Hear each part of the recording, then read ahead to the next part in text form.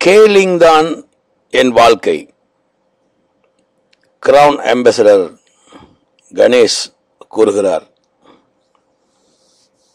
இமயம் அளவு துன்பங்கள், எதிர்கொண்டு சாதனைகள். மீண்டும் உயர்வோம் பத்திரிகையில் செப்டம்பர் மாத இதழில் வெளிவந்த அவருடைய பேட்டி. மாஸ்டர் என்றால் கேலிங்கில் அது மாஸ்டர் கணேசன் தான் என்று எல்லாருக்கும் தெரியும். நீண்ட நெடிய உருவத்தோடு, ஆஜானுபாகுவான உருவ அமைப்போடு மேடைகளில் பேச ஆரம்பித்து விட்டால் பல குட்டி கதைகளோடு நமது உறுப்பினர்களும் பொதுமக்களும் பயன்பெறும் வகையில் பேசிடும் ஆற்றல் மிக்கவர் நமது கிரவுன் அம்பாசடர் கணேசன். இந்த மாதம் உயர்வோம் இதழுக்காக இவரை பேட்டி கண்டபோது இவர் இன்று அடைந்திருக்கிற வெற்றிகள் கூட எனக்கு பெரிதாக தோன்றவில்லை. கடந்த காலங்களில் இவர் சந்தித்து வந்திருக்கிற சிரமங்கள், அவர் எதிர்நோக்கிய சவால்கள், இவற்றையெல்லாம் முறியடித்து இவர் கடந்து வந்திருக்கிற கல்லும் முள்ளும் நிரம்பிய வாழ்க்கை பாதைகள், இன்று இவர் அடைந்திருக்கிற வெற்றிகள், இன்னும் மாபெரும் வெற்றியை பெற இவர் எடுத்து வருகிற முயற்சிகள், இவற்றையெல்லாம் அறிந்து இவரை பற்றி என்னால் வியப்பு அடையாமல் இருக்க முடியவில்லை. இந்த கட்டுரையை நான் எழுதி கொண்டிருக்கிற இந்த நேரத்தில் இவர் மியான்மர் நாட்டில் இருப்பார் என்று எனக்கு தெரியும். இந்நேரம் எந்த கடலில், எந்த படகில், எந்த கிராமத்துக்கு அங்குள்ள நமது கேலிங் மக்களோடு பயணம் செய்து கொண்டு இருக்கிறாரோ என்பது எனக்கு தெரியாது. ஆனால் அது சிரமமான காரியமாக இருந்தாலும் அதை விருப்பத்தோடு செய்யும் மனம் இவருக்கு இருக்கிறது. எத்தனை தடவை கீழே விழுந்தாலும் மீண்டும் மீண்டும் எழுந்து நிற்கும் வல்லமையை பெற்றவர் நமது CA கணேசன். கடந்த காலங்களில் அவருக்கு கை கொடுக்கும் சரியான தொழில்களில் அவர் தன்னை ஈடுபடுத்திக் கொள்ளாமல் ஒருவேளை இருந்திருக்கலாம்.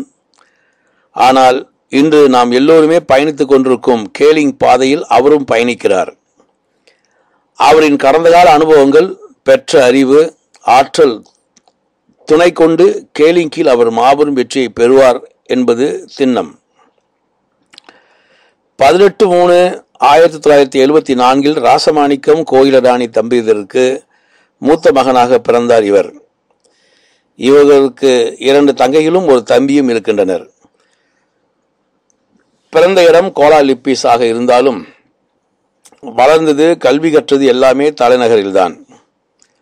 அப்பா LLN வண்டி ஓட்டுநர், அம்மா ஜவுளி வியாபாரம் பார்த்து வந்தார்.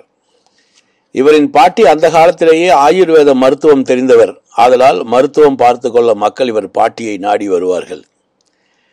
தலைநகரிலுள்ள விவேகானந்தா ஆசிரமத்தில் தன் பாலர் பள்ளி வகுப்பை தொடங்கி பின்னர் தொடக்க கல்வியையும் இடைநிலை கல்வியையும் பிரிக்ஃபீல்ட்ஸ் விவேகானந்தா பள்ளியில் பெற்றார். SPM படித்துக் கொண்டிருந்த காலத்திலேயே இவர் சம்பாதிக்க தொடங்கிவிட்டார் என்றால் எத்தனை இளைஞர்கள் இன்று அவ்வாறு இருக்கிறார்கள் என்ற கேள்வியை கேட்க தோன்றுகிறது. ஆம், KD என்று அழைக்கப்படும் கோல்ஃப் விளையாடுபவர்களுக்கு அவர்களின் பைகளை தூக்கி வேலையை செய்தார். இதில் ஒரு நாளைக்கு 40 வெள்ளி 50 வெள்ளி வரும். கணேசனுக்கு அப்போது அது பெரிய வருமானம்தான். சன்வேயில் தனது சின்னம்மா வீட்டில் தங்கிக் கொண்டு சுபாங் கோல்ஃப் திடலில் இந்த வேலையை செய்து கொண்டே வீட்டுக்கு வீடு பேப்பர் போடும் வேலையும் இவர் செய்து வந்தார். அது மட்டுமன்றி அந்த தாமான் மக்களுக்காக அவரின் மின்சார பில்களை கட்டி கொடுத்து அதிலும் வருமானம் ஈட்டினார். அதற்கு பிறகு IT துறையிலும் தேர்ச்சி பெற்று KT டெக்னாலஜி சென்ட் பெர்ஹார்ட் நிறுவனத்தில் கணினிகளை விற்கும் விற்பனையாளராக பணியில் அமர்ந்தார்.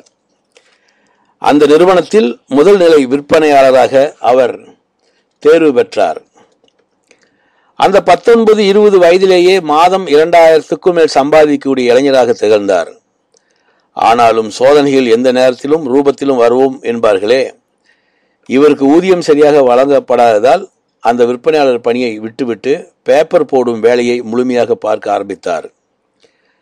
அதற்கு பிறகு இவரின் நண்பர்கள் காட்டிய உற்சாகத்தில் இவர் ஃபாரெக்ஸ் ரிமைசராக தன் 20வது வயதிலேயே தன்னை ஆக்கிக் கொண்டார். மக்களிடமிருந்து 4 லட்சம் வெள்ளிக்கு மேல் அவரால் வசூல் செய்ய முடிந்த போதிலும் பங்குச்சந்தையின் உலகளாவிய ஏற்ற இறக்கம் காரணமாக முதலீட்டாளர்களின் நட்பு முறிந்து அதையும் கைவிட நேர்ந்தது. அப்போது திரு கமல், இப்போது இவரும் கேலியில் இருக்கிறார், என்னுடைய காப்பீட்டு முகவராக இருந்தார். அப்போது நான் அவரிடம் துணை முகவராக இருந்தேன். அப்போது அவர் ஜெனிசிஸ் வேர்ல்ட் என்ற நிறுவனத்தில் பணியாற்றி கொண்டிருந்தார். அவர் என்னை அந்த வியாபாரத்துக்கு அழைத்தார். நான் போகவில்லை. ஆனாலும் பின்னர் அவருடன் அளவலாவி 1995 ஜெனிசிஸ் வேர்ல்ட் நிறுவனத்தில் நெட்வொர்க்கிங் தொழிலை தொடங்கினேன். அப்போது 100 ரூபாய் பிளான் இருந்தது. அங்கேயே 7000 வெள்ளி பிளானும் இருந்தது. அதில் பணம் போட நான் உற்சாகப்படுத்தப்பட்டேன். என் கையில் அவ்வளவு பணம் இல்லை என்றாலும் எனது புது மோட்டார் வண்டி, மோதிரம், சங்கிலி எல்லாவற்றையும் விற்று 7000 வெள்ளியை முதலீடு செய்து என் தொழிலை தொடங்கினேன். என் பள்ளி நண்பர் ராஜனை இன்று நமது CA அழைத்து வந்தேன். அவரை உற்சாகப்படுத்தினேன். அவர் 7000 வெள்ளி முடியாது, 1300 வெள்ளி பிளானுக்கு வருகிறேன் என்று தொடங்கினார். மற்றவர்களையும் சேர்த்தேன். உழைப்புக்கேற்ற வருமானம் இருந்தது. 3 மாதத்தில் கார் வாங்கினேன், வீடு வாங்கினேன், திருமணம் செய்து கொண்டேன், வெளிநாடுகளுக்கு போய் வந்தேன். ஆனால் இங்கேயும் சிக்கல். இந்த நிறுவன மக்கள் வேறு நிறுவனத்துக்கு போக ஆரம்பித்தார்கள். அதனால் வியாபாரம் குறைந்தது, வருமானமும் குறைந்தது. மீண்டும் பொருளாதார துன்பத்துக்கு ஆளானேன். பிழைப்புக்கு ஏதாவது செய்தான் ஆக வேண்டும். அப்போது டீ தூள் வியாபாரம் கைக்கு வந்தது. வானொலியில் விளம்பரம் செய்து வியாபாரத்தை தொடர்ந்தேன். சில மாதங்களிலேயே அதுவும் என்னை கைவிட்டது. அதில் போட்ட பணமும் நட்டமானது. அதன் பிறகு கட்டுமான ஒப்பந்த பணிகளை கன்ஸ்ட்ரக்ஷன் கான்ட்ராக்ட்ஸ் மேற்கொண்டேன்.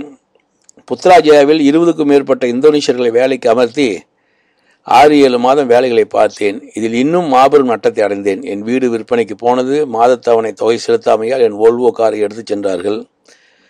இந்த காலகட்டம் என் வாழ்வில் மிகவும் வேதனையாகவும் சோதனையாகவும் அமைந்தது. இனி எப்படி வாழ்வது, எங்கே போவது? விரக்தியின் விளிம்பில் உலகத்தை விட்டே போய்விடலாமா என்று கூட நினைத்த காலகட்டம். அந்த நேரத்தில் ஒருவர் வந்தார். சொந்தமாக MLM தொடங்கப் போகிறேன், நீங்களும் இணையுங்கள் என்றார். சிந்தித்து பார்த்தேன். இவ்வளவு அனுபவங்களை உடைய நாமே ஏன் MLM நிறுவனத்தை தொடங்கக்கூடாது என்று தோன்றியது. அதற்கான அடிப்படை வேலைகளை தொடங்கினேன். அப்போதைய துணை அமைச்சர் டத்தோ வீரசிங்கம் அவர்களின் உதவியுடன் உரிமம் MLM லைசன்ஸ் பெற்று 2004ஆம் ஆண்டு எனது ஃபிளாஷ் ஹார்மனி நிறுவனத்தை தொடங்கினேன். வியாபாரம் சூடு பிடித்தது. என் வாழ்க்கையில் மீண்டும் வசந்த காலம் வந்தது. எனக்கு கார், டிரைவர், தனிச் செயலாளர், PA என்றெல்லாம் வைத்துக் கொண்டேன். 1.3 மில்லியன் அளவுக்கு வியாபாரம் நடக்க ஆரம்பித்தது. தமிழ்நாட்டுக்கு போனேன். மாஸ்டர் கல்வியும் கற்றேன். அச்சகம் உள்ளிட்ட 7 நிறுவனங்களை நிறுவினேன். இவெல்லாம் நான் செய்த தவறுகள் என்று அப்போது நான் உணரவில்லை. ஆசை, ஆர்வம் இவற்றை மட்டும் கவனத்தில் கொண்டு அனுபவம் இல்லாத தொழில்களில் என்னை நான் ஈடுபடுத்திக் கொண்டதால் அவை சரிந்து 2008 வாக்கில் நான் மீண்டும் பழைய சோகமான நிலைக்கே திரும்பிவிட்டேன். வாழ்க்கையின் அதல பாதாளத்தில் அமிழ்ந்திருந்த அந்த நேரத்தில் தெய்வம் போல வந்து எனக்கு கேலிங்கை அறிமுகம் செய்து வைத்தார் நமது CA ராஜன். அன்று தொடங்கி இன்று வரை கேலிங்க் மட்டுமே எனது வாழ்க்கை என்று உழைத்து வருகிறேன். இன்று 6 வருடங்கள் கேலிங்கில் ஓடிவிட்டது. என் வாழ்க்கையில் மீண்டும் புத்தொலியை பெற்றுவிட்டேன். காலையில் எழுந்தது முதல் படுக்க போகும் நேரம் வரை நான் இப்பொழுது கேலிங்கை பற்றி மட்டுமே பேசுகிறேன். கேலிங்கைத்தான் சுவாசிக்கிறேன். என் எண்ணம், செயல் யாவற்றிலும் கேலிங்கே மிளிர்கிறது. இனிவரும் காலம் என் வாழ்க்கையின் வசந்த காலம்தான் என்கிறார் நமது CA கணேசன். ஆம் வாசகர்களே, மனிதனுக்கு துன்பங்கள் வரும், எடுக்கின்ற முயற்சிகளில் தோல்விகள் வரும்.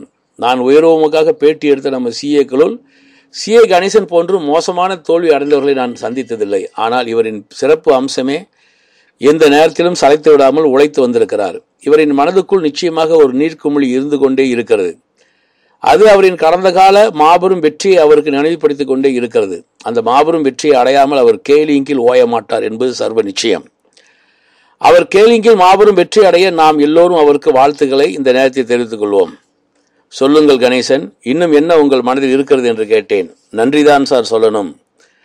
உலகளாவிய ஆலோசகர் குணாலம், SCA சாம், CA ராஜன், என்னுடைய diamond manager Tamilselvi, EM Lakshmi Sukumaran, EM Krishnan, EM Sasidharan, EM Meena, EM Nithyanandam, EM Mahendran, EM Durai, Nanda, Juliana குழுவினருக்கும் உங்களுக்கும் மற்றும் எல்லாருக்கும் நன்றி என்றார். ஆம் வாசகர்களே, உழைப்புக்கு இன்று முன்னுதாரணமாக திகழ்பவர் நமது CA கணேசன். அவர் கேலிங்கில் மாபெரும் வெற்றி அடைய மீண்டும் உயர்வும் மனதார வாழ்த்துகிறது. CA கணேசனின் தொடர்பு எண் 01037225443. இவரோடு தொடர்பு கொண்டு உங்களுடைய வியாபார மேம்பாட்டுக்கு ஆலோசனையும் பெறலாம். வாழ்க்கையிலே முன்னேறுவதற்கு ஆர்வமுள்ளோர் திரு கணேசனை நாடலாம். அனைவருக்கும் நன்றி, வணக்கம்.